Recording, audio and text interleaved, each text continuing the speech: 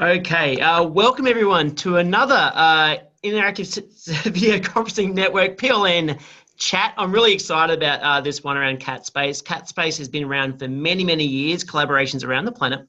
And our good friends Audra and Amy are going to go through this. Rather than me fumbling and mumbling through this, what I'm going to do is just quickly flick across to Audra and Amy who can introduce themselves, and we'll just get on right into it. Okay. Hi, I'm Audra Brownlee, and I know a lot of you may be watching the recording of this, so if there's anything that we talk about during the program, you can hit up Amy or myself and find out more information about or have questions answered. I am the Distance Learning Director for South Central Kansas Distance Learning Network in Kansas. I deal with a consortium of several school districts in my area, and I work with their video conferencing needs. I wear multiple hats. I'm also on the board for TWICE, which we'll be talking about shortly. And then I also am the outgoing president for the IVC PLN for ISTE. Hi, I am Amy Kesey. I am the coordinator of e-learning and test scoring services at the Central New York Regional Information Center in Syracuse, New York. So not only do I do video conferencing, but I do online learning, technology integration, and work with our testing team. So I've got a few different things that I do. I am a past president of IVC PLN. I'm also a TWICE board member, and I am a past president, co-president for the New York State Distance Learning Consortium. So we've got a lot to talk about there. So this is going to be a fantastic chat. So what I might do, because we've obviously got some past presidents and lots of different hats being worn here, I might just flick to Audra. Tell us a bit about TWICE. Okay. And TWICE is two-way interactions. Oh gosh, Amy, help me out. It's on your shirt. It's on your shirt. Two-way interactive connections in education. Dang it, I messed that. I'm just used to TWICE, and I've actually participated with TWICE for probably over 10 years, but I just get used to that. TWICE is what it's called. And let's see, Amy, do you have anything to add to that? This is both of our first year on the TWICE board. I have also been active with TWICE for the past 10 years. So we both have quite a bit of knowledge and have seen some changes in the group and organization. And so tonight we're going to talk to you a little bit about some of the benefits of some of the programs they offer. Okay, let me get... And Audra's going to be in charge of the presentation, so I'm letting her do this.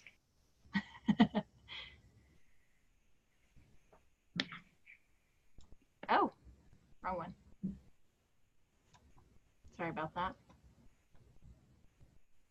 Okay. Do you see the presentation? Perfect. Okay. So we've done just a quick introduction of ourselves. TWICE is all about collaborating in the classroom over video. So it's there, and I wish we had those stats, Amy. You might dig those up. There are teachers from all over the world that participate. I can grab them. Okay, that participate in TWICE. There's classes all around the world. The majority of them are in the United States, and this actually started in Michigan. So from Michigan, they kind of spread out, started connecting with teachers in other states, and it became more of a state initiative. And then it became, then there's no boundaries anymore with video conferencing. So it is across the world now. And there are several countries that are involved in different things with TWICE. But TWICE is a nonprofit, and their biggest thing is collaborating and getting teachers to meet with other teachers. They do host a lot of different events that are facilitated, but those and a lot are for members and a lot are free for non-members. So they offer quite a bit. There is a paid membership, and when you look into the details of becoming a TWICE member, and there's a lot of things that you get with that membership. And you can be a member as a district or as a building. So I know some of the bigger districts, you may be just interested in that building type membership. So did you want the numbers for CAPspace or the numbers for Twice? Either one or both, yeah.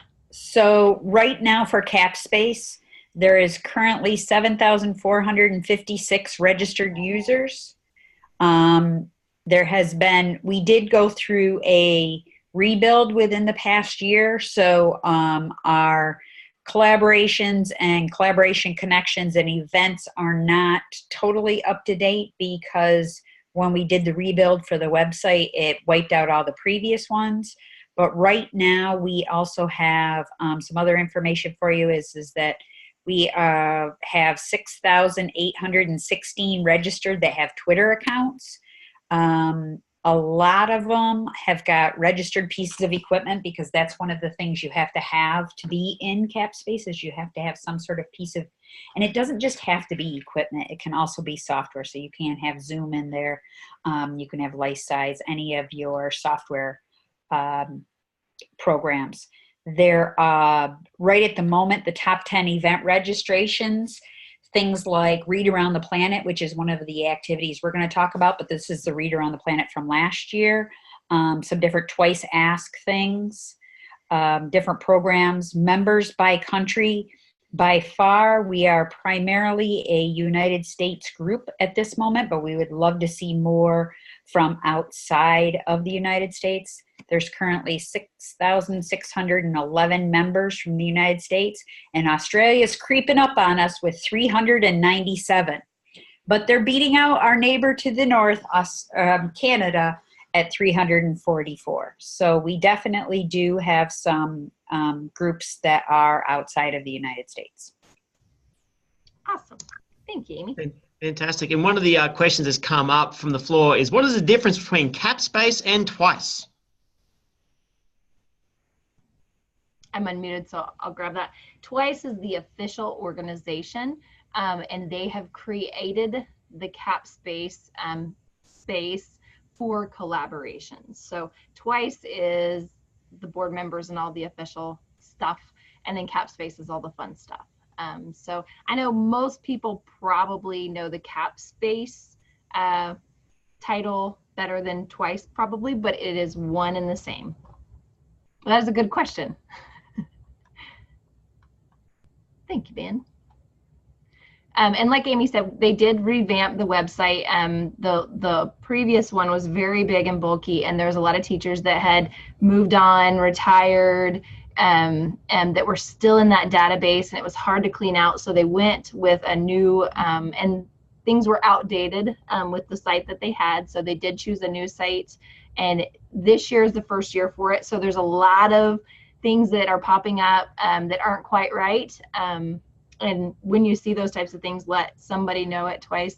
And that's what we're doing now is trying to go through and fix those things that we see that pop up.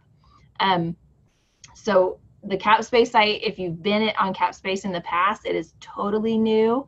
Hopefully it will be bigger and better than the old one. But this one, it's the same as the old one. It's a free registration. Anybody can sign up for a free account on CAPspace. You do not have to be a Twice member to do that. And I think for years and years, I think I just did all the free stuff I could find. I posted collaborations. You can create your own collaboration and post it. It's kind of that search engine to, get you to pair up with different partners. And then you can also participate in the collaborations that are posted. So she puts it nicely. We sometimes refer to it, some of us on the Twice board refer to it as like a dating site for teachers, and that it's not really dating, but will match you up with another class. Yep. And there are some professional development opportunities as well. So it's kind of a mixture of things. We do have a content provider preferred list. We, as Twice and CAPspace, CILC is the place to go 99% of the time for content provider type stuff. So what we do is we just have a list of preferred providers that we have somebody on the board has participated in, or some of our members have said, hey, we really like this provider. So when people visit CAPspace or the TWICE website, they're video conferencing, obviously. So if they're looking for content providers, we can say, hey, go look here, you know, here's a list at least. And that way, when you have a TWICE membership as well, some of those programs you can get a discounted rate as a TWICE member. So we're trying to give you some more perks for being a member as well. Okay, Amy, you want to talk about the Ask programs? Or Actually, I wanted to hop back on CAPspace for just 1 minute before you moved ahead. So one of the other things that's really nice about CAPspace is it's a place that if you are an educator and you're doing a project in your class and that you're looking for another partner. One of the things that I know a lot of the teachers that I work with get nervous about is that they're like, what happens if, how do I know if my collaboration is a good collaboration? Or how do I create one? Well, one of the things that I talk to a lot of my teachers about is that if it's something that you are doing that you could see where your students could benefit from doing it with another class in another location, then it might be a great place for a collaboration. And collaborations can be anything. It can be from looking at the weather in your area. I know a couple of my elementary classes love doing weather exchanges with other places. So they might do a connection. They'll try to find a partner in our case, like in something in Texas or some of the warmer southern states. And they always talk about, you know, this is what happens when it snows here. This is when we go outside, when we don't go outside. We've had a couple of our first grade classes even go through all of the layers of clothes they have to put on to go outside. And the teachers at the other schools laugh quite a bit at checking out to see what the poor teachers have to go through to get the kids to get ready to go outside. And they are amazed that the kids even have any time to go outside. But they could also be doing different math activities between classes. They could do mystery locations, trying to figure out where each location is, or even just getting to know each other in cultural. One of the big things I know in New York State is talking about helping our students become global citizens.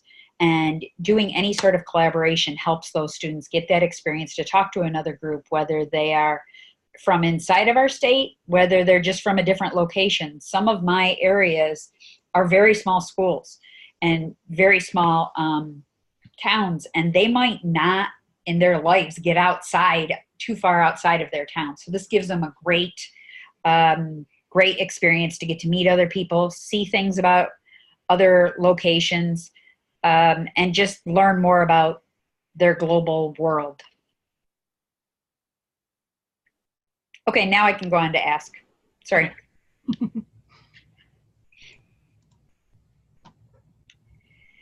So the Ask program is a program that was originally set up, or I don't want to say set up, it was created by a professor at a university. But the Ask program was first set up by TWICE and is able to be found in the CAPspace, and that's how you would register to participate in an Ask program. And an Ask program is a little bit different than talking to a content provider or virtual field trips, as people call them. The Ask program actually stands for Authors, Specialists, and Knowledge. And what it does is that it's usually based upon a book. The students would read a book in their class before the video conference, and they would take notes, learn about the book, and actually come up with some really in-depth questions about the actual book. The students know ahead of time whether they are going to be speaking to the author or a specialist. A specialist could be a content provider. So for example, if you're looking at the examples we have here on the screen, the Watch Out Storms Ahead, I know the students go ahead and speak to someone from the National Weather Service. And the Scrambled States of America, they actually get to talk to the author. So what they do is there is a set procedure that you will get the information about, and it talks a little bit about how to do some journal writing, how the students can pare their questions down and look at the questions, and their goal is to have more in-depth questions than basic things of Why did you write this book? How did you come up with this idea? It actually is getting the students to be more deep thinkers, critical thinkers about the information. And it's usually done with the author in a couple of schools, so they do a round robin time where they're asking their questions and checking for information and seeing what they can find out. It is a really great process. I would say most of our current Ask programs are primarily for elementary, middle school, but we're working on getting some older secondary programs for those students. Audra, did I miss anything? No, that was very good. I will say that the authors that do Ask, most of them have done it for a few years before, so they're very comfortable with video conferencing and they know how to get your kids to interact with them. So if your kids are kind of shy, they know how to interact with them and they're good at it. So a lot of the content providers that have been around for years and are really good presenters over video, it's kind of the same type of thing. They know how to interact with your kids through video. One of the ways I also promote this to my region is that some of my schools really like to have an author come into their school and speak with their students, but the cost is just so astronomical and it's just so expensive. And this is a great way. If you are a Twice member, you do get a discount on the Ask programs. And I think that brings it down to like $50 for an hour-long session, which is nothing compared to if you actually have that author come in. And if you're not a Twice member, I think it's $100, but we can just double check on that for you. But it's still, either way, it is a great way to give those students that experience of getting to talk to an author or a specialist about a book that they've read and tie it to that reading. So it's promoting the reading, comprehension, and their understanding of the content.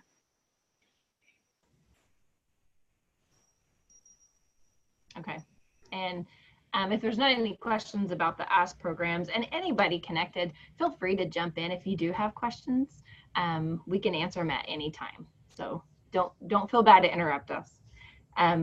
The preferred content providers is the list that I was talking about. And it's a lot of those providers have been around for a long time and have really good programs that they offer. So it'll basically, the list, you'll click on the link on the website and it'll take you to the list of them and it'll tell you who to contact for programs, how they want to schedule, and probably 99% of those they schedule through CILC. So there's the link there. Some of them might have a different way and we list that as well. And then if there's any type of discount that they offer for being a Twice member, then we list that there as well. So you'll know as a member what kind of a discount you can get from programs. And this is not the full list. This is just some that I could grab off quickly with their icons. Yeah, and if you know of another provider, let us know to put on that list, because this is not a complete list. I know there's a lot of amazing providers out there. So if you know of one that you've participated in and feel that they should be on that list, just let us know and I'll contact the person at the museum and get the ball rolling. Okay, and that brings us to my favorite event, I think, of the year is the Read Around the Planet. And each year, I think it gets bigger and bigger. And I think it's a way, and I think a lot of teachers, if they've never participated in anything else CAPspace, the Read Around the Planet is the one thing that they've done. So through the years, if you've ever done it in the past, it's still here, it's still going. And this year, the registration opened yesterday. So right now is the time to register, and the registration will close January 11th. So you'll have from now until the 11th to register, and it's very simple. And here in just a second, we'll walk you through how to do the registration, so that you can see, what exactly to do. But the actual connection dates, once you register, on the back end, we'll find a partner that matches you by grade level, time zone, things like that. and then they'll schedule you for a date and a time to do your connection. And those dates will be between February 26th through March 7th. And during the process, you'll choose the dates that fit for you. And those actually, I mean, those are the main dates, but they can be flexible. I know here in upstate New York, we frequently have a snow day on one of those dates, or our February break runs between those dates. So what I had mentioned before about Twice and CAPspace being sort of like the connectors, and we're making the connections between the two classes. It also allows you that if you have to reschedule due to a snow day or something else that's going on with your school, it allows that flexibility that you and the other class that you're going to be working with can reschedule to meet both classes' needs. I know one of the things that well, Audra's taking us to the flyer. I think that was what she was going to do next. One of the things that I know I usually promote it to my districts with is that we really try hard at CAPspace to make sure that your class is matched with someone at least outside of your state. We have had, in my region, we've had some of our classes get matched outside of the country. We've had quite a few that get matched with Canada. We've had a couple that get matched with different places in the UK. But it's always exciting for the kids to get to be totally matched with someone who's not in their state, because it just seems like so far away and so intriguing to your students.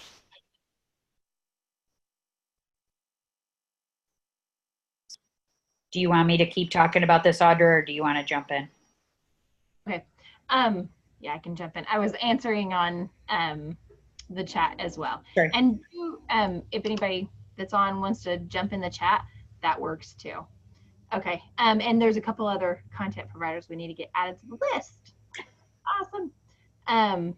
So I know in Read Around the Planet, it's focusing on literacy, and it's around Dr. Seuss's birthday is why, you know, it most typically has that Dr. Seuss theme.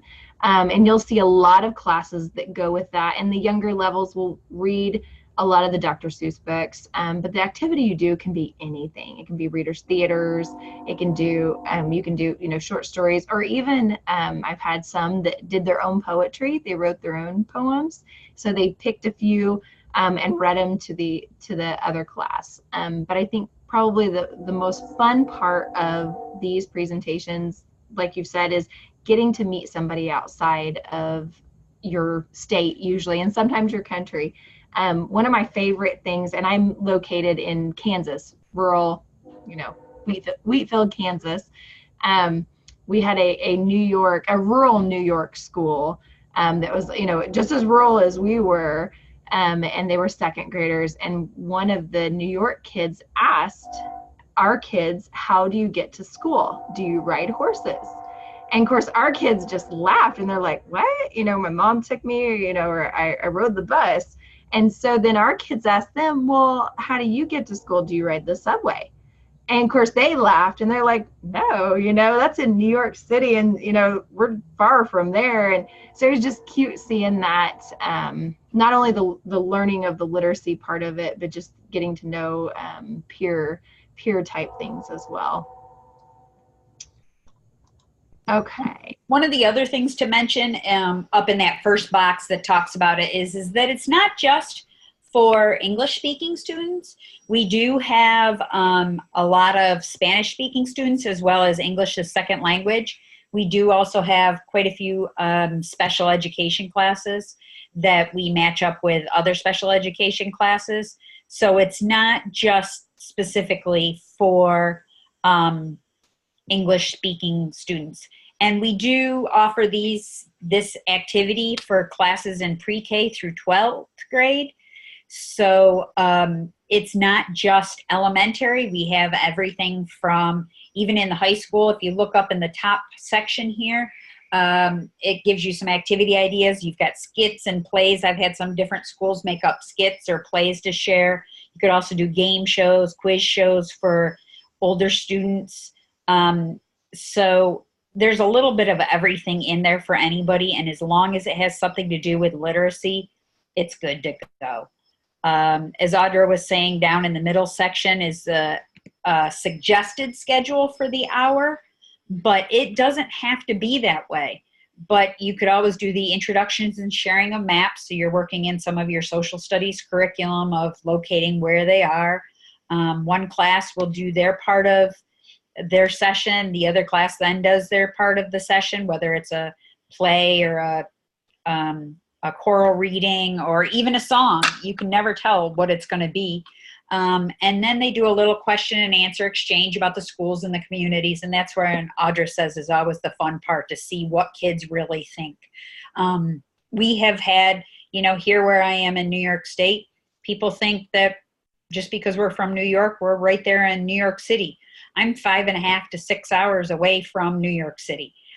It's not like we just hop on the subway around here.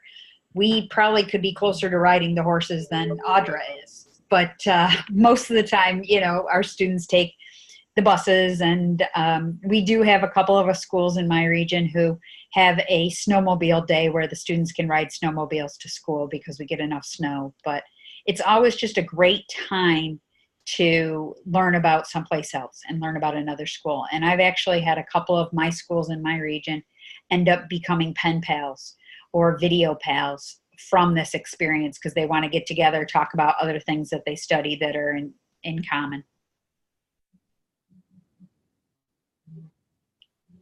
So out of these classes that you've been running, there's a huge majority of them, what sort of grades tend to love this the most? In other words, which are the most popular grades that tend to do it? Is it grade 2, grade 6? What tends to happen that way? I know in my region, it's usually elementary, so it could be anything from kindergarten up to about middle school. My goal this year is to try to get more of our secondary classes to participate in it. But in my case, in my region, it seems to always have been more of the elementary. But as I said, secondary, you're on my target for this year. Mine's about the same. I'd say grade 2 through 5 are the biggest pull. You do get some of the pre-K and K in first grade that jump in, but really that second grade through 5th. Once you hit 6th in Kansas anyway, in the middle school to high school, then you have the hourly classes, and that's a lot harder to schedule. And I think the schedules really get in the way. But I've got a lot of teachers that are gun-ho and are very creative or flexible or all of the above that will get it done. So you can participate. And I've had some teachers, I've had a 6th grade, and she signed up 4 different times with 4 different classes that she has during the day. So her times were very specific, but she was able to get 4 in. So it's totally doable. You just, in those higher ages, you just got to be really flexible. And that's one of the nice things is that it's not just a one chance opportunity. You can have, if you are a 6th grade teacher, one of those classes that have multiple ELA classes throughout the day, you can have multiple sections, multiple dates, multiple times, so that it's not just that one time.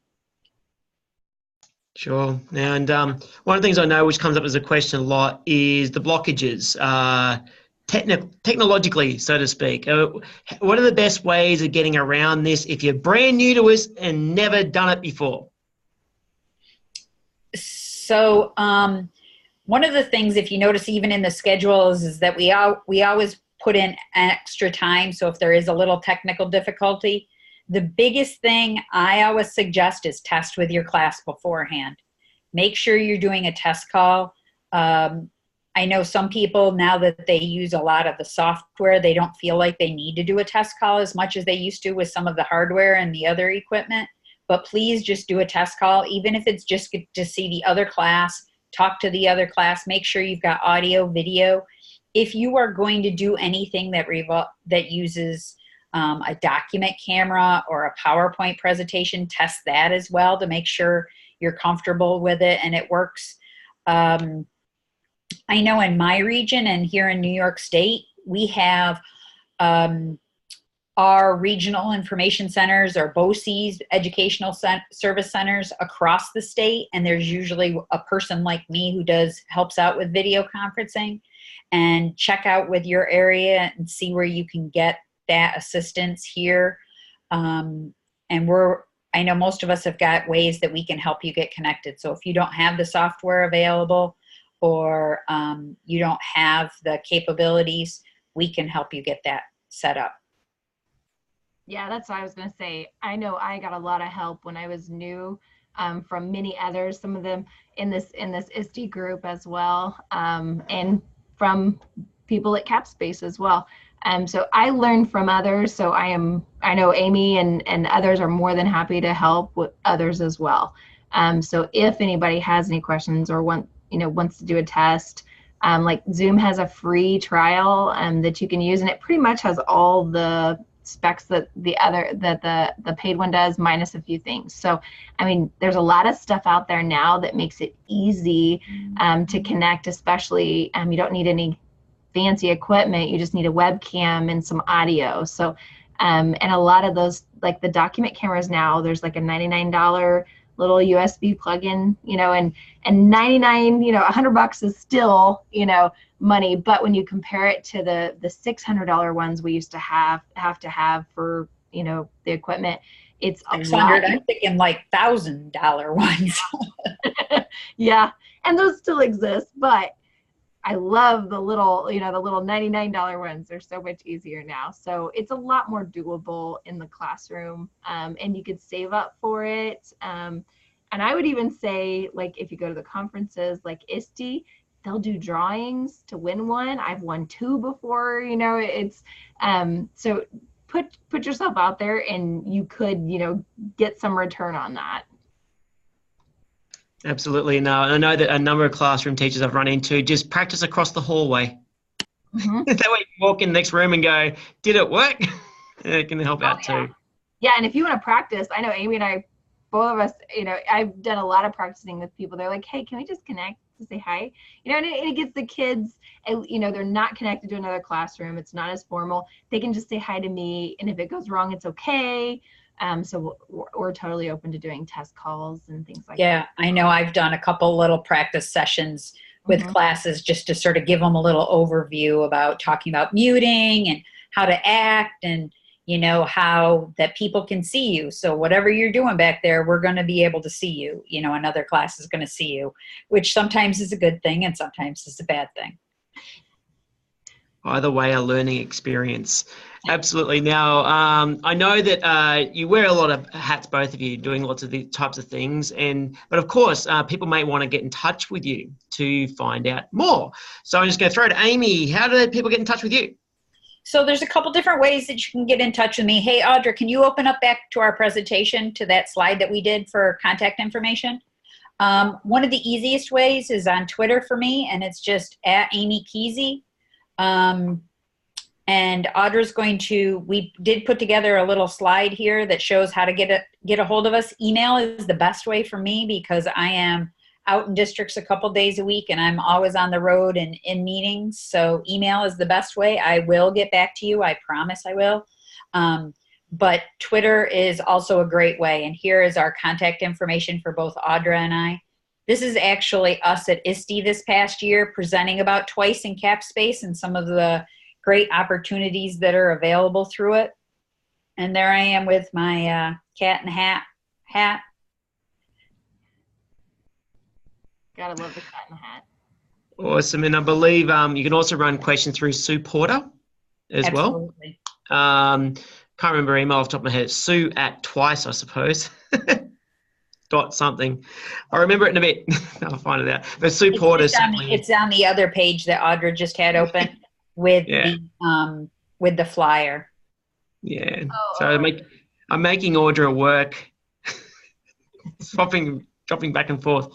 But look, thank you very much for your time here. And I really hope that anyone listening in who's not been involved in this, tap on Twice's shoulder, CAPspace shoulder, get involved. I've been involved in one of these myself. I ran an Aussie night before Christmas. I participated with a few classes that Amy arranged with me. It was a lot of fun. That was a couple of years ago.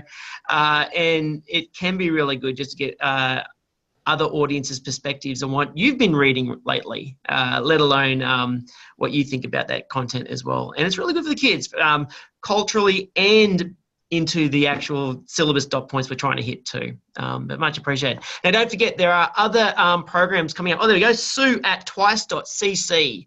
Sue at twice.cc is your connection straight to CAPspace. We'll ask lots of questions, but Audra and Amy will certainly help you out too. But look, the IVCPLN, the Interactive Video Conferencing Professional Learning Network, has more of these sessions coming up through the year.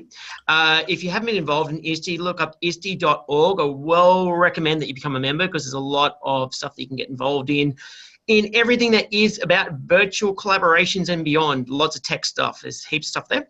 And hopefully we might get out to see you in Philadelphia for the 2019 conference as well.